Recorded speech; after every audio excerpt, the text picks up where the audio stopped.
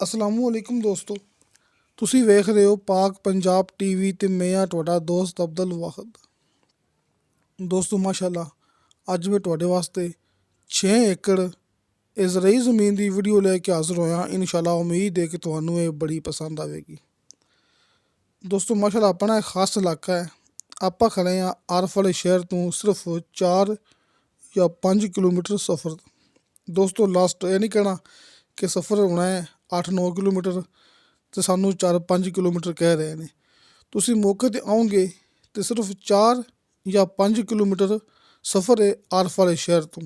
ਇੱਥੇ ਆਪਣੇ ਕੋਲ 6 ਏਕੜ ਜ਼ਰਾਈ ਜ਼ਮੀਨ ਹੈ, ਜਿੰਦਾ 3 ਏਕੜ ਦਾ ਫਰੰਟ ਹੈ ਰਸਤੇ 'ਤੇ। ਦੋਸਤੋ ਸਰਕਾਰੀ ਰਸਤੇ 'ਤੇ ਇਹਦਾ 3 ਏਕੜ ਦਾ ਫਰੰਟ ਹੈ ਅਤੇ 3 ਏਕੜ ਬੈਕ ਪਈ ਹੈ।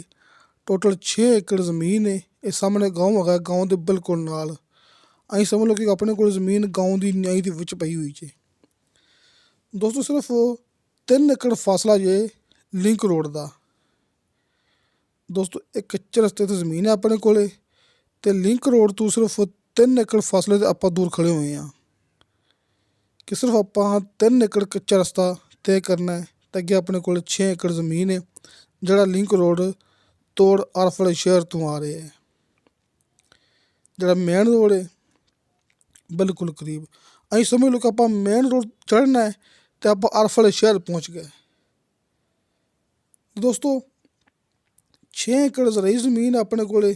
ਇੱਕ ਦਾ ਮਾਲਕ ਹੈ, ਰਜਿਸਟਰੀ ਇੰਤਕਾਲਸ਼ੁਦਾ, ਕੰਪਿਊਟਰਾਈਜ਼ ਇਹਦਾ ਰਿਕਾਰਡ ਹੈ, ਬਿਜਲੀ ਮੌਕੇ 'ਤੇ ਮੌਜੂਦ ਹੈ, ਸਾਲ ਦਾ ਨਹਿਰੀ ਪਾਣੀ ਹੈ, ਆਲੂ ਦੀ ਫਸਲ ਮੌਕੇ 'ਤੇ ਲੱਗੀ ਹੈ। ਤੁਸੀਂ ਭਰਾ ਵੇਖ ਸਕਦੇ ਜੇ। ਇਹ ਵੇਖੋ, ਇਹ ਲਿੰਕ ਰੋਡ ਹੈ ਜਿਹੜਾ ਕਿ ਆਰਫ ਵਾਲੇ ਸ਼ਹਿਰ ਤੋਂ ਆ ਰਿਹਾ ਹੈ ਅਤੇ ਆਪਣੀ ਜ਼ਮੀਨ ਤੱਕ ਜਾ ਰਿਹਾ ਹੈ।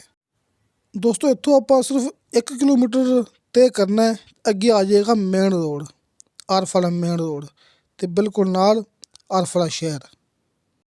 ਦੋਸਤੋ ਆਪਣੇ ਇਲਾਕੇ ਦੀ ਜ਼ਮੀਨ ਥੋੜ੍ਹੀ ਮਹਿੰਗੀ ਹੁੰਦੀ ਹੈ। ਭਰਾਵਾਂ ਨੂੰ ਪਤਾ ਹੈ ਕਿ ਮਹਿੰਗੀ ਇਸ ਵਾਸਤੇ ਕਿ ਆਪਣੇ ਇਲਾਕੇ ਦੇ ਮਾਸ਼ਾਅੱਲਾ ਠੇਕੇ ਜ਼ਿਆਦਾ ਨੇ।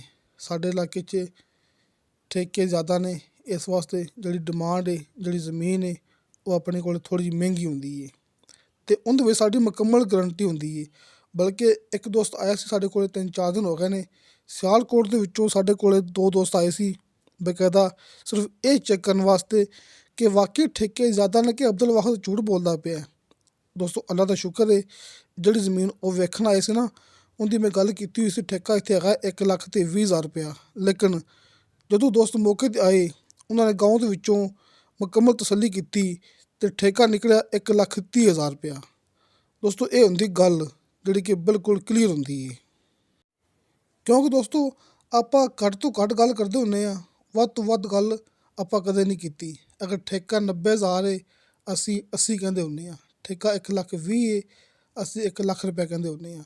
ਦੋਸਤੋ ਇਹ ਜ਼ਮੀਨ ਦਾ 90,000 ਰੁਪਇਆ ਠੇਕਾ ਹੈ ਸਾਲ ਦਾ ਫੀ ਏਕੜ ਦੇ ਹਿਸਾਬ ਨਾਲ, ਅਤੇ 31 ਲੱਖ ਇਹਦੀ ਡਿਮਾਂਡ ਹੈ।